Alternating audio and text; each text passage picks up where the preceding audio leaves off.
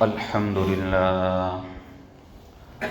لله نحمده ونستعينه ونستغفره ونؤمن به ونتوكل عليه ونعوذ بالله من شرور أنفسنا ومن سيئات أعمالنا من يهده الله فلا مضل له ومن يضلله فلا هادي له ونشهد أن لا إله إلا الله وحده لا شريك له ونشهد أن سيدنا ونبينا ومولانا محمدا عبده ورسوله صلى الله تعالى عليه وعلى آله وصحبه وبارك وسلم تسليما كثيرا كثيرا. أما بعد، فقد قال الله تبارك وتعالى: يا أيها الذين آمنوا كونوا قوامين بالقسط شهداء لله ولو على أنفسكم أو الوالدين والأقربين إن يكن غنيا أو فقيرا فالله أولى بهما فلا تتبعوا الهوى أن تعدلوا وإن تلبوا أو تعرضوا فإن الله كان بما تعملون خبيرا. وقال تعالى: ولا يجرمنكم شنآن قوم على ألا تعدلوا اعدلوا هو أقرب للتقوى واتقوا الله إن الله خبير بما تعملون. وقال تعالى: وإذا حكمتم بين الناس أن تحكموا بالعدل إن الله نعم ما يعظكم به إن الله كان سميعا بصيرا. صدق اللہ ومولانا العظیم. میرے محترم بزرگوں، دوستوں، دینی اور ایمانی بھائیوں، ابھی آپ حضرات کے سامنے قرآن مجید کی چند آیات تلاوت کی گئی ہیں. دعا فرمائیں کہ اللہ تعالیٰ صحیح بات کہنے کی، سننے کی، سمجھنے کی اور پھر اس پر عمل کرنے کی توفیق عطا فرمائیں. اللہ تعالیٰ قرآن مجید میں ارشاد فرماتے ہیں، اہل ایمان سے خطاب ہے کہ ایمان والوں، اللہ تعالیٰ کے لیے اور انصاف کو قائم کرنے کے لیے، انصاف کی مضبوطی کے لیے تم کھڑے ہو جاؤ، مضبوطی کے ساتھ کھڑے ہو جاؤ اور اللہ تعالیٰ کے لیے گواہی دو. جہاں کہیں گواہی کی ضرورت پیش آئے تو وہاں پر اپنی گواہی پیش کرو، اگرچہ وہ گواہی خود تمہاری اپنی ذات کے خلاف ہو. وہ گواہی تمہاری اپنی ذات کے خلاف ہو، اپنے والدین کے خلاف ہو، رشتے داروں کے خلاف ہو. او الوالدین والاقربین ولو علی انفسکم او الوالدین والاقربین ان یکن غنیا او فقیرا فاللہ اولی بہما.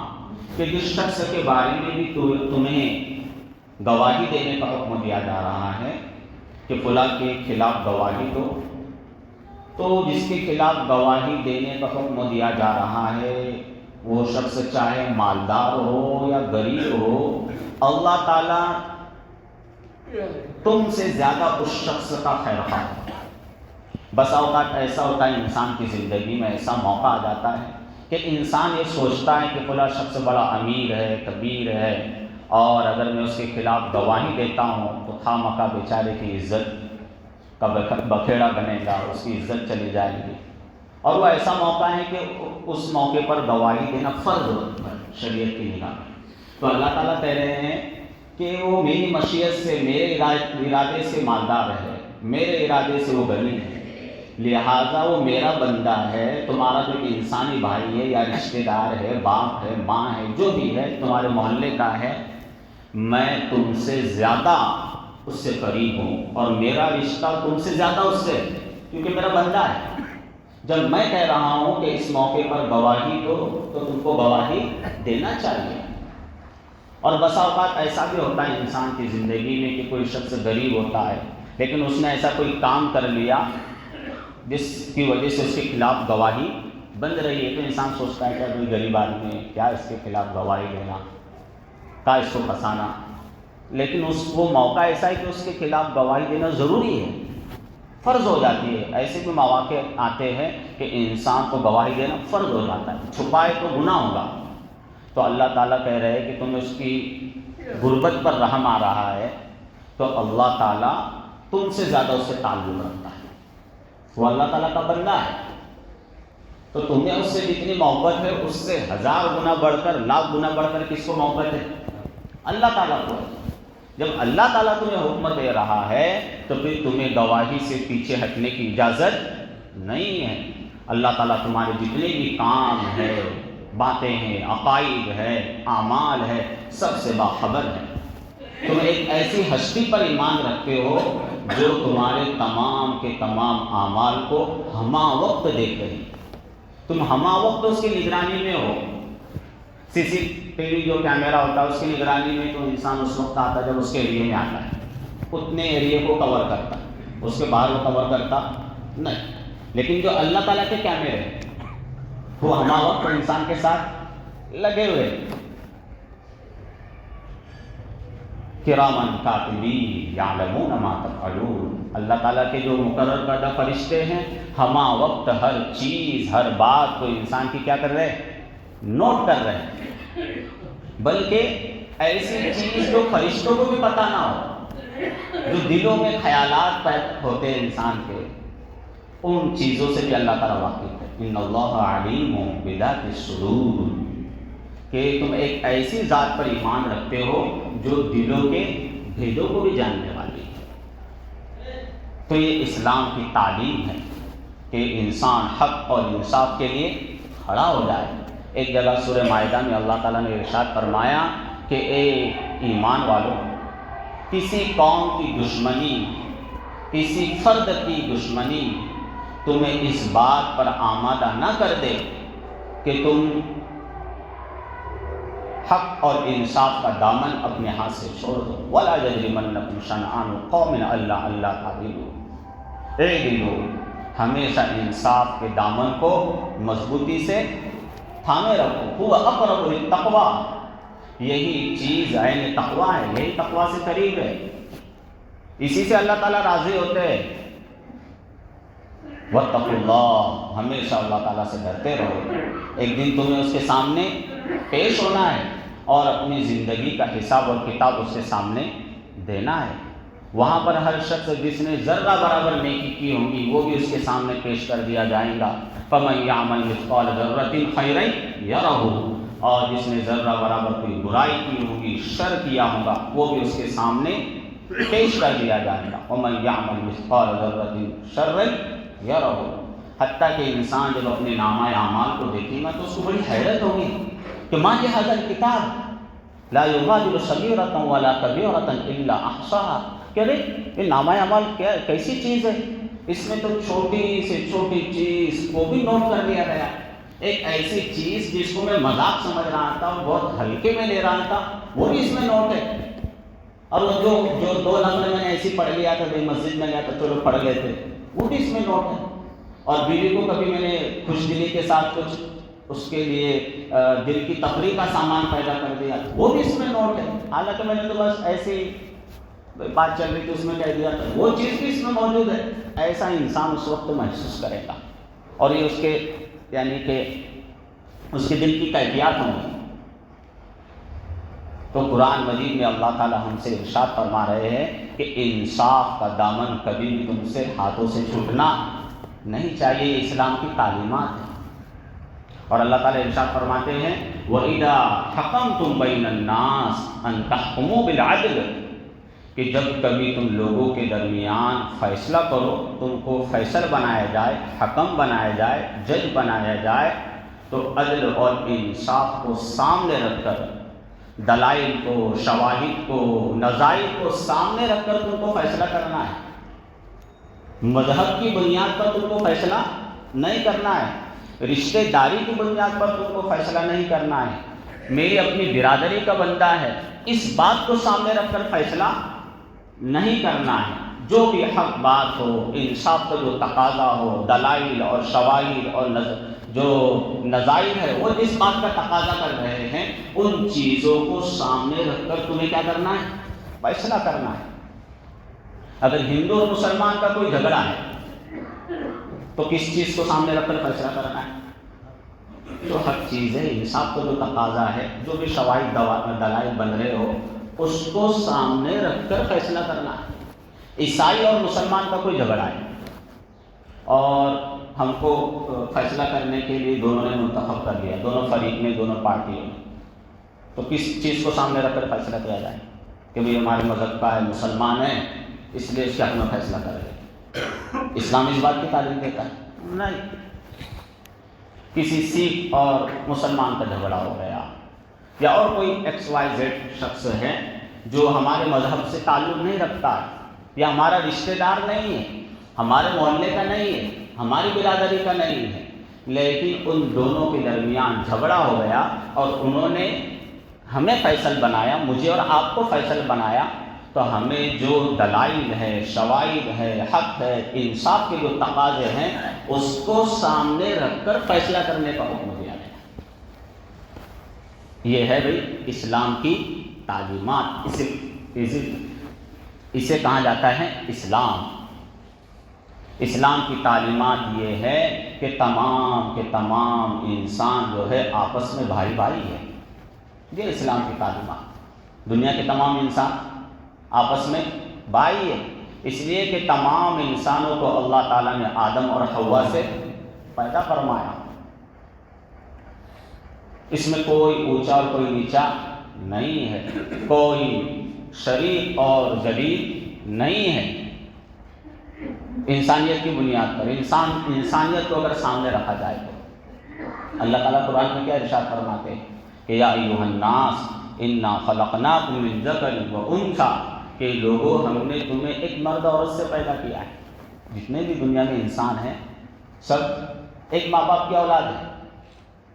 وَجَعَلْنَاكُمْ شُعُوبًا وَقَبَائِلَ لِتَعَارَفُوا، اور تمہارے درمیان جو قبیلے، برادریاں، کنبے بنائے گئے ہیں کہ فلاں جو شخص ہے فلاں برادری سے تعلق رکھتا ہے، فلاں خاندان سے تعلق رکھتا ہے، وہ محض تعارف کے لیے، پہچان کے لیے کہ دو شخص عبداللہ نام کے، تو فلاں عبداللہ فلاں برادری کا اور فلاں عبداللہ فلاں برادری کا، یا فلاں عبداللہ جو فلاں گاؤں کا رہنے والا ہے، اس کے لیے ان اکرمکم عند اللہ اتقاکم، اللہ کے نزدیک مکرم اور معزز عزت والا شریف وہی شخص ہے جو تقوی اختیار کرنے والا ہو، جو تقوی اختیار کرنے والا ہو، جس کا اپنے رب پر ایمان ہو، آخرت پر ایمان رکھتا ہو، سچ بولنے والا ہو، امانت داری ہو، دیانت داری ہو اس کے اندر۔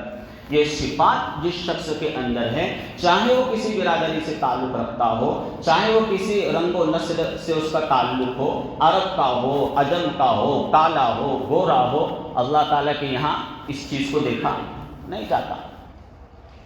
اسی لیے اللہ کے رسول صلی اللہ علیہ وسلم نے جو حجۃ الوداع کا خطبہ ہے، آپ نے لوگوں کے سامنے خطبہ دیا، آپ کا آخری حج ہے اور پہلا بھی حج ہے، اسی وقت حج فرض ہوا، حج کی فرضیت نازل ہوئی، تو آپ نے لوگوں کو مخاطب ہو کر یہی بات سمجھائی کہ لوگوں ان ربکم واحد، کہ لوگوں تمہارا رب بھی ایک ہے، وَإِنَّ أَبَاكُمْ وَاحِدٌ، اور تمہارا باپ بھی ایک ہے، سارے کے سارے انسانوں کا رب بھی ایک اور باپ بھی ایک۔ اس لیے کسی عربی کو کسی اجمی پر کوئی فضیلت حاصل نہیں ہے۔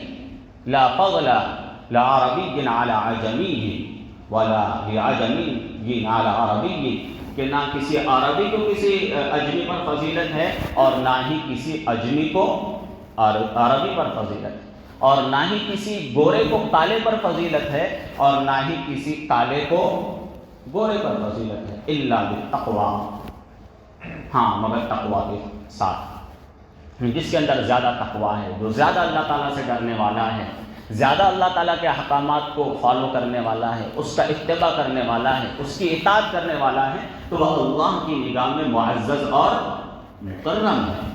یہ اسلام کی بھائی تعلیمات بالکل کلیئر کٹ، بالکل صاف صاف واضح تعلیمات، اور اسی کا نتیجہ یہ ہے کہ ہم مسلمانوں میں چیزیں دیکھنے کو ملتی ہیں۔ یہ تعلیمات کا نتیجہ ہے کہ ہم نماز پڑھنے کے لیے آئے، یہاں پر کوئی چھوٹا کوئی بڑا نہیں، سب ایک صف میں بیٹھے ہوئے، جو پہلے آیا ہوئے پہلے آگے بیٹھ جائے۔ یہاں کوئی امیر اور کوئی غریب نہیں، کوئی بادشاہ اور کوئی فقیر نہیں۔ ایک فقیر شخص بھی آگے آ کر اگر اس کو ما یجوز بہ الصلاۃ قرآن آتا ہو، اچھی تجوید سے قرآن پڑھ لیتا ہو، نماز صحیح پڑھا سکتا ہو، تو کوئی بھی نماز پڑھا سکتا ہے، کسی کو کوئی اجارہ داری نہیں۔ ایسا نہیں کہ کھلا شخص امیر ہے تو وہ آگے بڑھ سکتا ہے اور وہ نماز پڑھا سکتا ہے، اور کھلا غریب ہے یا کھلا خاندان سے کھلا برادری سے تعلق رکھتا ہے تو وہ نماز نہیں پڑھا سکتا، ایسی کوئی بات ہے؟ کچھ نہیں۔ ایک ہی صف میں کھڑے ہو گئے، محمود و ایاز، نہ بندہ رہا نہ کوئی بندہ نواز۔ یہ بھائی اسلام کی تعلیمات کتنی واضح ہے۔ اللہ کے رسول صلی اللہ علیہ وسلم نے یہاں تک ارشاد فرمایا کہ اگر کوئی شخص اپنے بھائی سے ملے، چاہے سگا بھائی ہو، ایمانی بھائی ہو، اسلامی بھائی ہو یا انسانی بھائی ہو، تو اس سے مسکراتے ہوئے چہرے کے ساتھ ملے، بوجہ طلق، کیسے ملے؟ خوشگواری کے ساتھ ملے اور مسکراتے ہوئے چہرے کے ساتھ ملے، خوش دلی کے ساتھ ملے، تو اس پر بھی اجر و ثواب ملتا ہے۔ یہ بھی صدقہ کا ثواب رکھتا ہے۔ کسی کے ساتھ، چاہے وہ ہندو ہو، اس کے ساتھ مل رہا ہو، انسان ہے بھائی، اس سے ملاقات ہو رہی، سکھ کے ساتھ مل رہا ہے، عیسائی کے ساتھ مل رہا ہے، یہودی کے ساتھ مل رہا ہے، انسانیت کے ناطے خوش دلی کے ساتھ مل رہا ہے، مسکراتے ہوئے چہرے کے ساتھ مل رہا ہے، تو میرے اور آپ کے آقا صلی اللہ علیہ وسلم نے ارشاد فرمایا کہ یہ بھی صدقہ کا ثواب رکھتا ہے، اور صدقہ جو ہے اپنے رب کے غصے کو کیا کرتا ہے؟ ٹھنڈا کرتا ہے۔ تو بتاؤ، یہ اسلام کی تعلیمات ہے، اس میں کوئی قید نہیں لگائی گئی ہے کہ ہندو کے ساتھ ملنا ہے تو بہت غصے کے ساتھ ملنا ہے، سکھ کے ساتھ ملنا ہے تو بہت غصے کے ساتھ ملنا ہے، اور صرف جو مسلمان ہے اس کے ساتھ ملے تو خوش دلی کے ساتھ ملے۔ آل سبھی اس میں شامل ہے، جس کسی کے ساتھ انسان ملے خوش دلی کے ساتھ ملے، تو یہ خوش دلی کے ساتھ ملنا جو ہے صدقہ کا ثواب رکھتا ہے، اور صدقہ سے اللہ تعالیٰ کا غضب ٹھنڈا ہوتا ہے۔ یہ اسلامی تعلیمات ہے۔ اسلامی تعلیمات یہ ہے کہ جب اللہ کے رسول صلی اللہ علیہ وسلم نے ارشاد فرمایا کہ اگر کوئی شخص راستہ بھٹک جائے اور تم سے راستے کے بارے میں پوچھے کہ بھئی اسٹیشن کدھر ہے، کھلا جگہ کدھر ہے، ہاسپٹل کدھر ہے، اور آپ اس کو راستہ بتلا دیتے، چاہے وہ راستہ پوچھنے والا ہندو ہو، سکھ ہو، عیسائی ہو، یہودی ہو، جو بھی ہو، اپنا ہو پرایا ہو، ہمارے مذہب کا ہو، ہمارے مذہب کا ماننے والا نہ ہو، وہ ہم سے راستہ پوچھتا ہے اور ہم اس کو راستہ بتا دیتے ہیں، تو اس راستہ بتانے کا بھی ثواب ہے، اس پر بھی اللہ تعالیٰ راضی ہوتا ہے، اس پر بھی صدقے کا ثواب ملتا ہے، اس سے بھی اللہ تعالیٰ کا غضب ٹھنڈا ہوتا ہے۔ یہ ہے بھائی اسلام کی تعلیمات۔ اسلام ہم کو یہ چیز سکھاتا ہے۔ اللہ کے رسول صلی اللہ علیہ وسلم نے ارشاد فرمایا کہ اگر کوئی شخص راستے سے تکلیف دینے والی چیز کو ہٹا دیتا ہے، کانچ ہے، پتھر ہے، کانٹا ہے، گندگی ہے، جو بھی انسان کو جس سے تکلیف پہنچتی ہے، ایک طرح کی جسمانی تکلیف پہنچے یا ذہنی تکلیف پہنچے، گندگی کو دیکھ کر انسان کو تھوڑی سی طبیعت میں اقتباس پیدا ہو جاتا ہے، تھوڑی سی طبیعت میں اس کی تقدر پیدا ہو جاتا ہے، یہ ساری چیزیں اس کے اندر پیدا ہو رہی ہیں، اور ہم نے وہ چیز کو دور کر دیا، تو اس پر بھی صدقہ کا ثواب ملتا ہے۔ اس پر بھی کیا ملتا ہے؟ صدقے کا ثواب۔ اس سے بھی اللہ تعالیٰ راضی ہوتا ہے، اس سے بھی جنت میں بلند درجات ملتے ہیں، اللہ تعالیٰ کا غصہ ٹھنڈا ہوتا ہے۔ اس میں اب راستے پر چلنے والے سبھی، مسلمان بھی ہے اور غیر مسلم بھی، سبھی ہے، سبھی کے لیے راحت کا اس نے سامان پیدا کر دیا۔ تو یہ اسلامی تعلیمات ہے۔ اب بتاؤ، جس مذہب کی یہ تعلیمات ہو، جو مذہب اپنے ماننے والوں کو یہ تعلیمات دیتا ہو، وہ دہشت گردی کا مذہب ہو سکتا ہے؟ اصل یہ بات بتلانے کے لیے میں نے ساری تمہید آپ کے سامنے رکھی۔ وہ مذہب دہشت گردی کا مذہب ہو سکتا ہے، وہ لوگوں کو دہشت گردی کی تعلیم دے سکتا ہے کہ بھی جاؤ اور لوگوں کو اس کا مذہب پوچھ کرنا مارو، اور ہم سب جو ہیں مسلمان کے گھر میں پیدا ہوئے، پلے بڑے، وہی ہماری نشو نما ہوئی۔ کبھی ہم نے اپنے ماں باپ سے سنا کہ بھی آپ کے محلے میں کوئی آئے تو اس کی مول نیچی کر دو، اس کو مارو، یا ممبر سے اپنے علماء سے آپ نے سنا، مذہبی طبقے سے کبھی کوئی تعلیم آپ کے سامنے آئی کہ آپ کو یہ تعلیم دی جا رہی ہو کہ کوئی کھلا مذہب کا بندہ ہے، اس سے تم نہ کھنس رکھا کرو، اس کے دل میں نفرت رکھا کرو، اس سے بغض رکھو، جہاں کہیں ملے نا اس کو نقصان پہنچاؤ، تجارت میں نقصان پہنچاؤ، ملازمت کی جگہ نقصان پہنچاؤ، دکان میں نقصان پہنچاؤ۔ ایسا کبھی آپ کے سامنے کچھ تعلیمات آئی؟ نہیں۔ جب کبھی اسلام کی تعلیمات آپ کے والدین نے آپ کو دی ہوں گی، بڑوں نے آپ کو دی ہے، علماء آپ کو تعلیم دیتے ہیں، تو ہمیشہ محبت کی، پیار کی، سلامتی کی، امن کی، حق کی، انصاف کی تعلیمات اسلام اپنے ماننے والوں کو دیتا ہے۔ تو بھلا بتاؤ ایسا مذہب کیسے دہشت گرد ہو سکتا ہے، اور وہ کیسے دہشت گردی کی تعلیم دے سکتا ہے اپنے ماننے والوں کو؟ جس مذہب کی تعلیم یہ ہے، فقہ کا ایک مسئلہ ہے کہ اگر کوئی شخص ندی کے کنارے وضو کر رہا ہو، کہاں پر؟ ندی کے کنارے، ایسی ندی، ایسا چشمہ جس کا پانی بہہ رہا ہے، اور اس جگہ بیٹھ کر وہ وضو کر رہا ہے، کیا کر رہا ہے؟ وضو کر رہا ہے، تو اس وقت بھی اس کو یہ حکم ہے کہ پانی کا اسراف نہ کرے، بیجا پانی نہ بہائے۔ 3 مرتبہ چہرہ دھونے کا حکم ہے تو 3 مرتبہ دھوئے، چوتھی مرتبہ دھو رہا ہے تو اس کا مطلب اسراف کر رہا ہے۔ کیا کر رہا ہے؟ اسراف کر رہا ہے۔ ہاں، مگر 4 مرتبہ چہرہ دھونے کی ضرورت کیا ہے؟ 3 مرتبہ ہاتھ دھونے کا حکم ہے، 3 مرتبہ ہاتھ دھوئے، 3 مرتبہ پیر دھونے کا حکم ہے، 3 مرتبہ دھوئے۔ حالانکہ پانی کا کوئی نقصان نہیں ہو رہا، پانی بہہ رہا ہے۔ اگر 3 کے بجائے 4 دھو لے گا، 5 دھو لے گا، 7 مرتبہ دھو لے گا، تب بھی پانی کا ضیاع نہیں ہوگا۔ لیکن اس کے باوجود یہ حکم دیا جا رہا ہے کہ پانی کا بیجا اسراف کرنا نہیں ہے۔ تو بتاؤ، جس مذہب کی یہ تعلیم ہے کہ بیجا پانی پھینکنا منع ہے، اس کا اسراف منع ہے، تو کسی کا خون بہانے کی تعلیم دے گا؟ ایسا مذہب جس میں ایسی جگہ انسان بیٹھا ہے جہاں پانی جاری ہے، ندی کے کنارے بیٹھا ہے، وہاں وضو کر رہا ہے، وہاں پانی بہانے کی اجازت نہیں ہے، تو بے قصور لوگوں کا، عام لوگوں کا، چاہے وہ مسلمان ہو، سکھ ہو، ہندو ہو، جو بھی جس مذہب سے تعلق رکھتا ہو، اس کا خون بہانے کی اجازت دی جا سکتی ہے؟ نہیں۔ تو یہ جو پروپیگنڈا کیا جاتا ہے کہ اسلام کے اندر جہاد ہے اور مسلمان جو ہے فسادی ہوتے ہیں، اور جو اس طرح کے آپ نعرے سن رہے ہیں، تھوک جہاد، کون سا جہاد؟ آپ نے کبھی خواب و خیال میں بھی سنا جائے تھوک جہاد بیٹا؟ کون سا جہاد؟ تھوک جہاد۔ اور یہ الٹ ٹپ نہیں ہو رہا ہے، باقاعدہ سرکاری مشنری اس میں شامل ہے، ریاست کے لیول کی بھی اور جو اوپر مرکزی لیول کی ہے وہ بھی، باقاعدہ پروپیگنڈا کیا جا رہا ہے مسلمانوں کے خلاف۔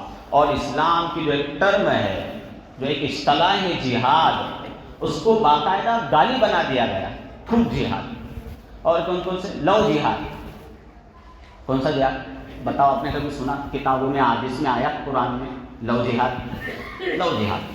اور کون سا؟ لینڈ جہاد۔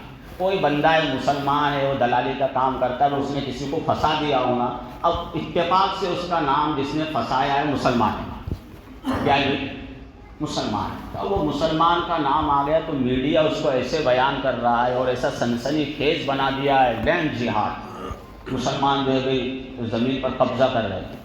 اور آج حال یہ ہے کہ آج آخری تاریخ ہے امید پورٹل پر رجسٹریشن کی، اور اس طرح یعنی کہ مسلمانوں کو صرف مذہب کی بنیاد پر ان کے خلاف پروپیگنڈا ہو رہا ہے۔ کس بنیاد پر؟ مذہب دیکھ کر ناانصافی ہو رہی ہے۔ اسلام میں تو کسی کا مذہب دیکھ کر ناانصافی کا حکم نہیں ہے۔ ابھی میں نے آپ کے سامنے آیات پڑھی جس میں بتلایا گیا کہ آپ کو جب کبھی کوئی معاملہ پیش آئے تو انصاف کی بنیاد پر، حق کی بنیاد پر، دلائل اور شواہد کی بنیاد پر فیصلہ کرنا ہے۔ لیکن ہمارے ساتھ جو ہو رہا ہے وہ دلائل اور شواہد کی بنیاد پر نہیں ہو رہا ہے، حق اور انصاف کی بنیاد پر فیصلے نہیں ہو رہے، بلکہ کس بنیاد پر؟ مذہب کی بنیاد پر۔ آج آخری دن ہے اور رپورٹ یہ ہے کہ 65 یا 50% یا 30% ابھی رجسٹریشن ہو سکا ہے پراپرٹیز کا۔ سپریم کورٹ میں گئے جو ہماری قیادت ہے، تو وہاں سے آگے تاریخ بڑھانے کی اجازت نہیں ملی۔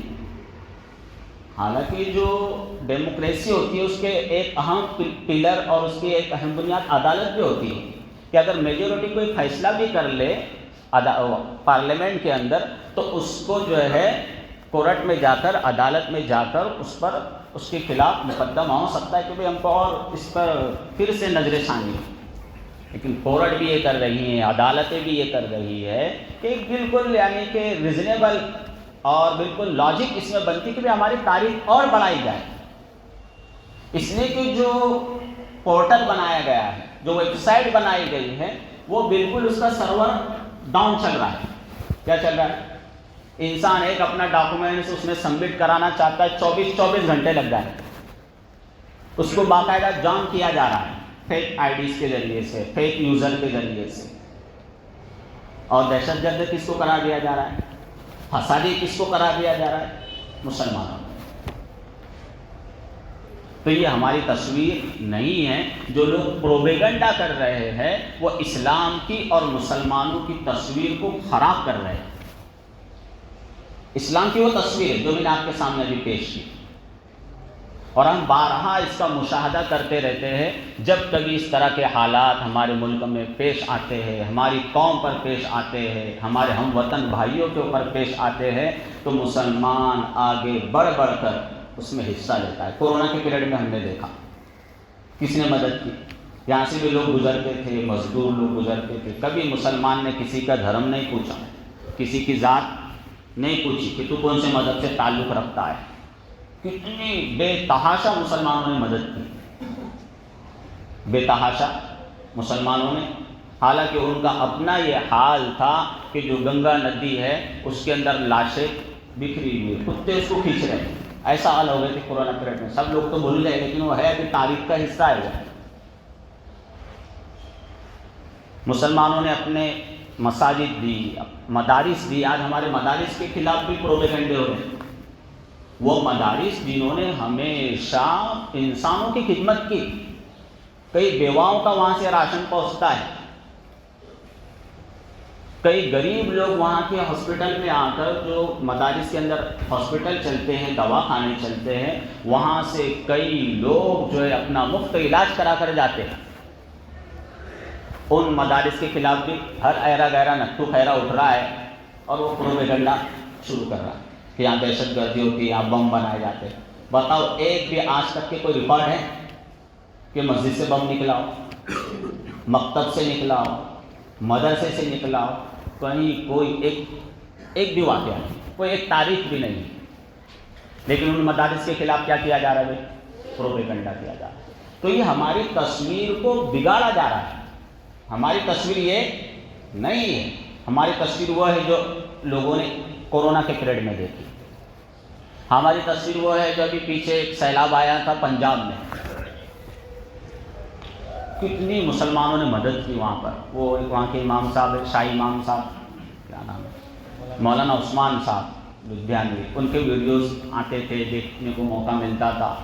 کتنی وہاں کے جو یو پی وغیرہ کے جو مسلمان ہیں، انہوں نے کتنی ان کی مدد کی، ٹرک کے ٹرک بھر کے ان کو سامان دیا، اتنا سامان دیا، اتنا سامان دیا، ہزاروں ٹرک بھر کے ان کو سامان دیا کہ ان لوگوں کو کہنا پڑا کہ بھائی ہمارے پاس اب جگہ نہیں رکھنے کو، واپس لے کر جا۔